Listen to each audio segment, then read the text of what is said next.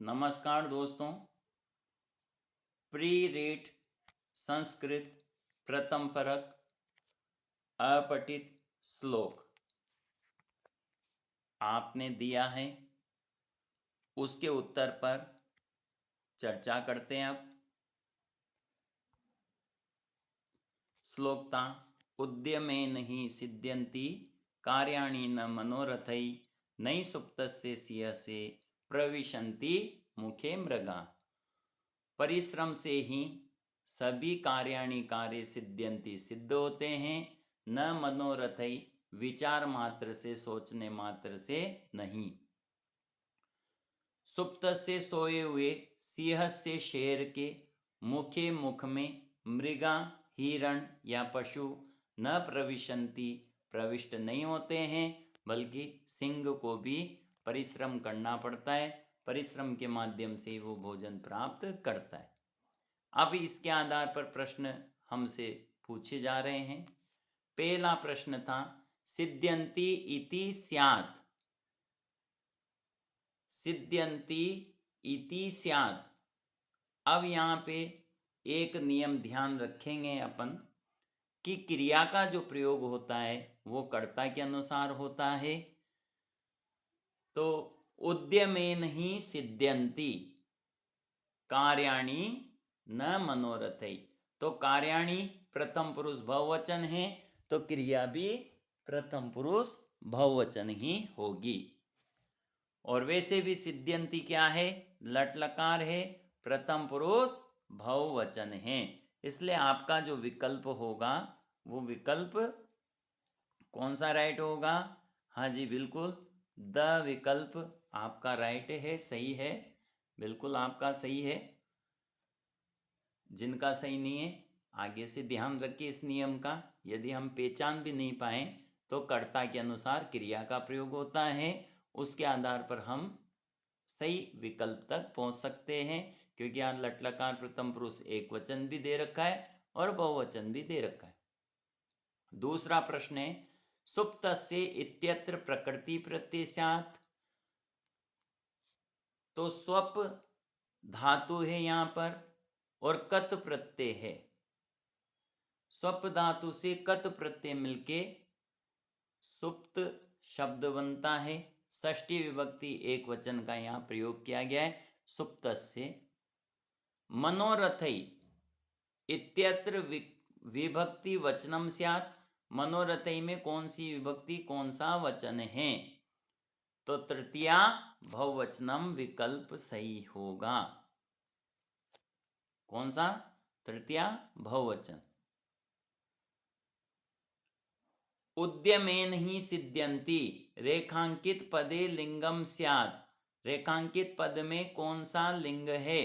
पुंलिंग, स्त्रीलिंग, नपुंसकलिंग? जी हाँ, नहीं, पुंलिंग। ध्यान रखेंगे, पुंलिंग शब्द है। उद्यम शब्द है, यहाँ पे मूल शब्द है उद्यम। तो उद्यम शब्द है, घय प्रत्यांत भाववाची शब्द है, ध्यान रखेंगे, इसलिए ये क्या है? पुंलिंग है। आगे देखते हैं। इसी प्रकार के छोटे छोटे टेस्ट, अच्छे अच्छे व्याकरण के वीडियो प्राप्त करने के लिए आप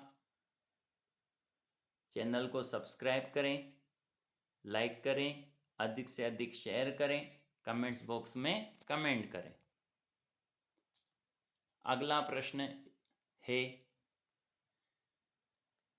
नहि सुप्तस्य सिंहस्य प्रविशन्ति मुखे मृगा इत्यत्र विशेषणम स्यात्। यहाँ विशेषण पद है, तो दोस्तों जिसका वर्णन किया जाता है वो विशेष्य होता है और उसकी विशेषता को बताने वाला विशेषण होता है। तो सिंह से शेर का वर्णन किया जा रहा है और शेर कैसा हुआ है, यहाँ पर उसकी विशेषता क्या है? सुप्तस्य। सुप्तस्य, इसलिए सुप्तस्य क्या हुआ? विशेषण हुआ, और सिंह से क्या हुआ? विशेष्य हुआ। आपसे विशेष्य भी पूछा जा सकता है और विशेषण भी पूछा जा सकता है। इसका सही तरीका है दो जगह समान लिंग विभक्ति वचन का पद आपको नजर आएगा, उसी में से उत्तर होगा, एक विशेष्य होगा, एक विशेषण होगा, क्योंकि जिस लिंग विभक्ति वचन का प्रयोग विशेष्य में होता है, उसी लिंग विभक्ति वचन का प्रयोग उसके विशेषण में भी होगा। इसलिए सुप्तस्य सिंहस्य, इसी में से विकल्प होगा, इसके अलावा दूसरा उत्तर हो ही नहीं सकता। प्रश्न नंबर, तो उत्तर क्या हुआ आपका, यहाँ पे विशेषण पूछा गया है, इसलिए सुप्तस्य अविकल्प सही है। प्रश्न संख्या 6, कार्याणि न मनोरथै रेखांकित पदे लिंगम स्यात्, तो फलम फले फलानि, कार्यम कारे कार्याणि, इसलिए नपुंसक लिंग है ये। प्रश्न नंबर 7, सिंहस्य इत्यत्र विभक्ति वचनम स्यात्, सिंहस्य पद में कौन सी विभक्ति कौन सा वचन है, बिल्कुल ये आप लोगों को आ गया होगा। तो सविकल्प है षष्ठी एक वचन, जैसे रामस्य ऐसे ही सिंहस्य, अकारांत पुंलिंग शब्द है सिंह, और उसका षष्ठी एक वचन क्या होगा, रामस्य ऐसे सिंहस्य। आशा करता हूं कि यह टेस्ट छोटा है, लेकिन श्लोक आधारित प्रश्न किस प्रकार से आपसे पूछे जाएंगे, इस अनुभव से आपको निश्चित रूप से लाभ मिलेगा। इसी प्रकार के छोटे छोटे टेस्ट आगे भी यथा समय हम लेते रहेंगे।